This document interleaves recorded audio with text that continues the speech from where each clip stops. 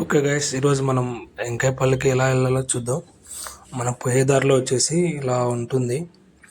ఆ, మనకి ఇది నంది కొట్కూరు రోడ్ అంటారు. మనకి ఇక్కడ కాలేజ్ బోర్డ్స్ డీమార్ట్ కూడా కనపడుతుంది మనం పోయే దాంట్లో.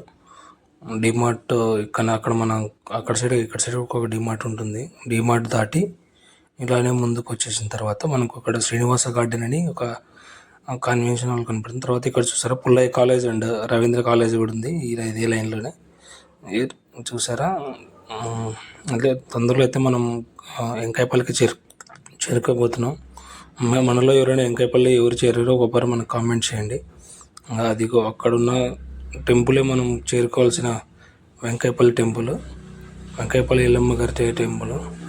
ఈరోజు విజిట్ అయ్యాం నేను మా తమ్ముడు. మనలో ఎవరైనా విజిట్ అయ్యింటే కామెంట్ చేయండి. ఇక్కడ ఇదే అండి మనకు చేరుకోవాల్సిన టెంపుల్. చూసారా, రేణుకా ఎల్లమ్మ దేవస్థానం మనం చేరుకున్నాం.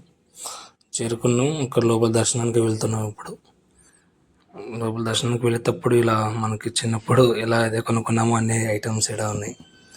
ఓకే, గుడిలోకి వెళ్ళి చూద్దాం. గుడిలోకి వెళ్ళి మనం దర్శనం ఎలా జరిగిందో కూడా చూద్దాం. చూడండి, మనం చిన్నప్పుడు ఎలా బొమ్మలు అవి కొనుక్కునేమో అలా ఉన్నాయి. మీకు ఎవరైనా ఇలాంటి బొమ్మలు కొనుక్కుంటే కామెంట్ చేయండి. ఓకేనండి, మనం ఇప్పుడు దర్శనానికి వెళ్దాం. దర్శనం అమ్మవారిని చూసి దర్శించుకుందాం. ఇక్కడ చూడండి మన దర్శనం వచ్చేసి ఈరోజు అమ్మవారి దర్శనం అయింది. వెంకాయపల్లి అమ్మగారు, కర్నూలు డిస్టిక్. ఇక్కడ చూడండి ఎంత బాగా అలంకరించారు. ఇక్కడ చూడండి ఎంత నీట్గా దర్శనం అయింది. మాకు ఈరోజు ఎంత బాగా అంటే ఎంత బాగా దర్శనం అయింది. Thank you friends. ఎవరైనా మనతో పాటు విజిట్ అయ్యింటే కామెంట్ చేయండి. Thank you so much.